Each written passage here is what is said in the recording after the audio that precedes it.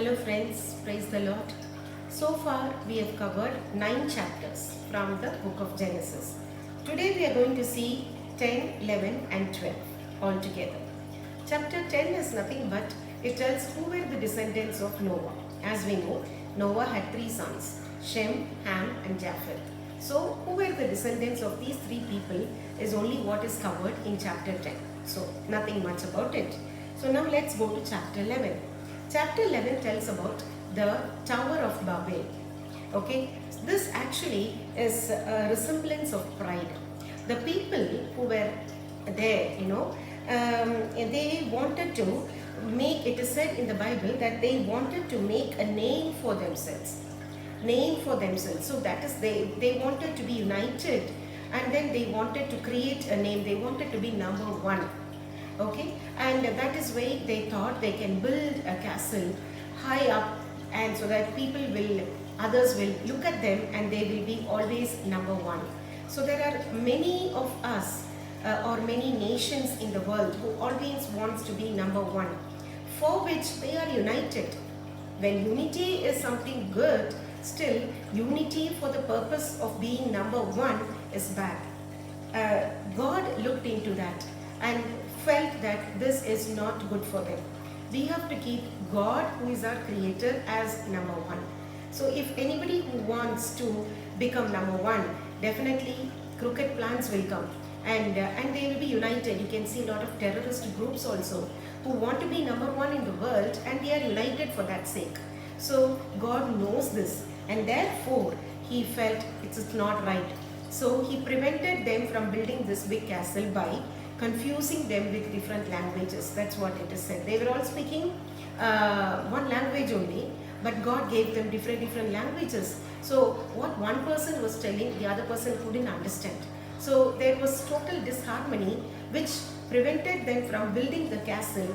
And if they had built it, maybe they would have been united, but they would have caused destruction for the others. So that is the reason why God always, this is the first commandment God insists on us all the time. That is, keep first, number one should always be God in our lives. So if we want to be like that, something will happen. Okay, so that is what comes in chapter 11. And also we have the other things, that is Noah's son Shem. Who were the ones who followed Shem is given in chapter 11. So from there we find, after many generations from Shem, we have Terah, okay, who was the father of Abraham. He is the main character of us. He was called as Abraham. Okay, so when Terah was 70-year-old, Abraham was born. So Terah had 3 sons, okay, Abraham, Nahor and Haran. So some names we should remember, not all the names, but some of the names we should remember. So Abraham, Nahor and Haran. So Haran actually died much earlier, and his son was Lot. Okay, his son was Lot. These names you would have heard many times. Lot, and there was one sister for him, Milcah. Okay, so Lot was the son of Haran, which means he is the nephew of Abraham. Okay, they were all living together. And then what is mentioned in chapter 11 is Abraham's wife. Okay, Abraham got married and his wife's name was Sarai. It's not Sarah, Sarai.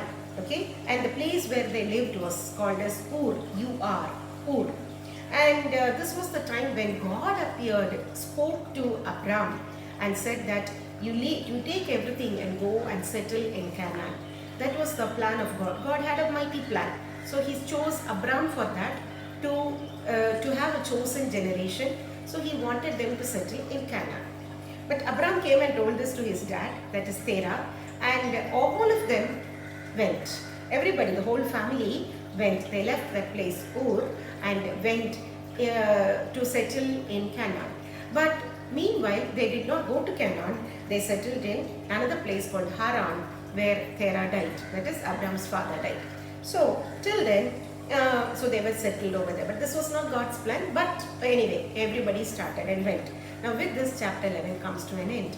Now in chapter 12, it is said, God speaks to Abraham again. After Terah dies, God speaks to Abraham again and says that I will make you a great nation. You'll have to go to Canaan.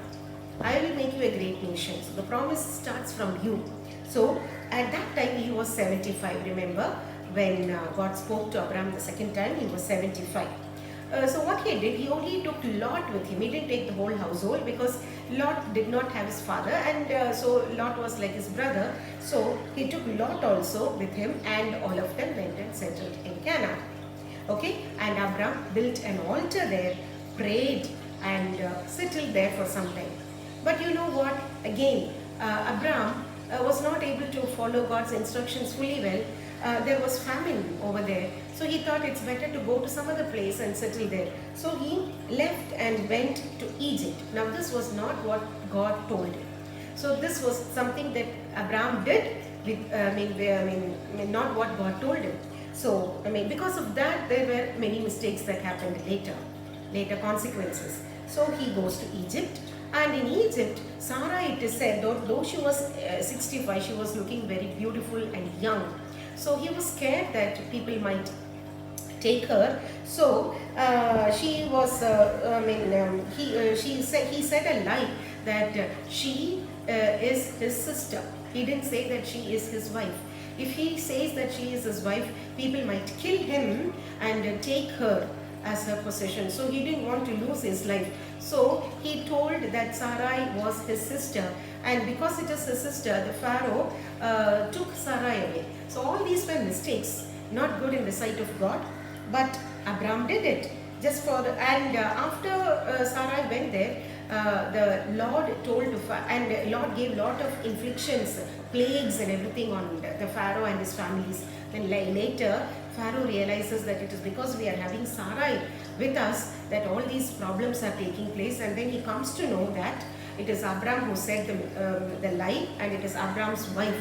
So he comes and tells Abraham, why did you do this? Because of you, your lie. See, I've got a lot of inflictions. But he got a scare. He got a fear that Abraham maybe is God's person, and that is the reason why he's having all kind of problems. And therefore, he sent away Sarai, and also he gave lot of wealth to Abraham and sent back him. So Abraham received so much of wealth, and he came back. So this is all what is said in chapter 12. So we will continue about the whole the salvation story, which starts from Abraham itself, in the next chapters. Okay, thank you. God bless.